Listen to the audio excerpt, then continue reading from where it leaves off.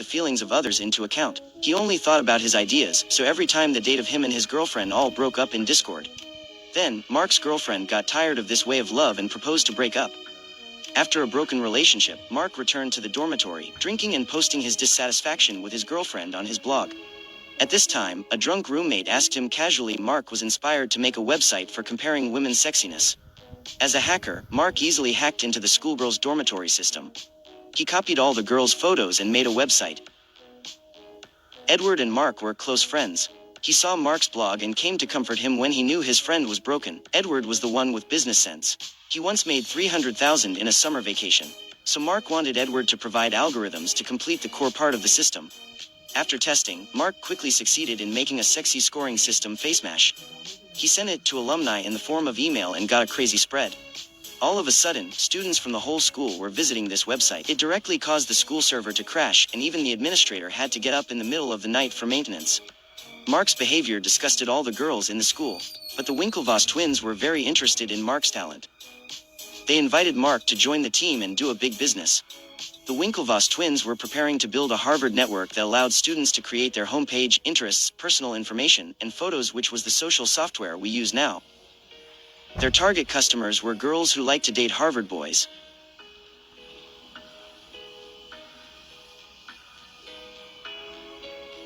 This was also unique that other social networking sites did not have.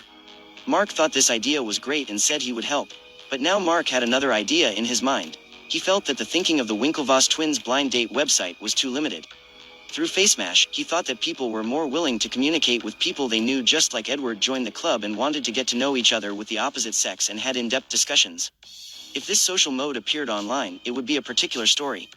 This idea made Mark extremely excited. So he bought the Clavotes brothers and found his best friend Edward as a partnership. Mark contributed talent, Edward contributed money, together they made the ultimate online club.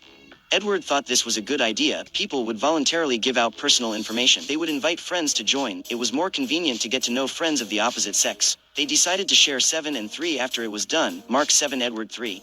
Mark was in charge of all programming skills, while Edward only needed to ensure financial expenses. The two hit it off and immediately bought the server and started construction. In the days to come, the Winklevoss twins dodged that they didn't have time while Mark was writing the code day and night.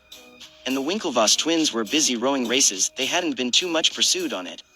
On the 39th day, Mark registered a Facebook domain name. Later, he was inspired by his classmates and added an emotional state to the social system. The Facebook officially completed on the 42nd day. Mark used Edward's contacts at the club to push the website to their mailbox. Overnight, the website was popular throughout the school and everyone knew it. Even when the two of them were in class, there were girls admiringly chatting up. 2 weeks later, the number of website registrations reached 4,000 users. The Winklevoss twins were extremely angry when they heard the news. They blamed Mark for stealing their creativity. They warned Mark to stop the website or they would take him to court. On the other hand, Edward thought that the website should be commercialized so that advertisers could profit. But Mark thought Facebook had unlimited potential and was invaluable. They didn't need to make fancy pop-up ads. At a party, Mark saw his ex-girlfriend. He tried to strike up a conversation and wanted to tell her that he made a great website. But the ex-girlfriend didn't give Mark any respect. She also exposed Mark's humiliation on her blog and the negative impact of FaceMash on the schoolgirls. In her eyes, Mark played tricks and couldn't succeed. Mark left in anger, determined to expand the influence of Facebook. Mark returned to the dorm and reassigned his job. He gave up 5% of the shares to let his roommates assist in the development to promote the website to other universities. Sean was an early internet wizard. He accidentally saw this transformative website when he was picking up girls in college. Sean immediately realized that this was a project with unlimited potential. He contacted Mark according to the information on the website to meet up. But Edward thought Sean's achievements were too legendary. Not only did he start a business twice and sold the company, but he also got involved with drugs. It was probably a troublesome guy who was not a friend or an enemy. Mark had a different view. He thought if Sean could have such achievement at such a young age, he must be unique. If Mark could cooperate with him, maybe the website would develop faster.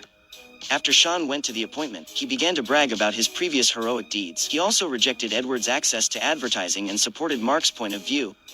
Sean conquered Mark's mind just through a meal of cowhide. He thought this was the person who really understood him. Sean let them see the longer term. They shouldn't lose the future for the petty profits in front of them. At least they had to make the website valued $1 billion.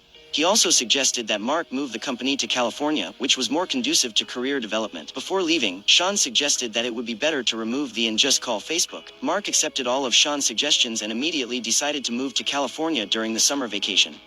Before that, Mark must compete with others to recruit 2 excellent interns.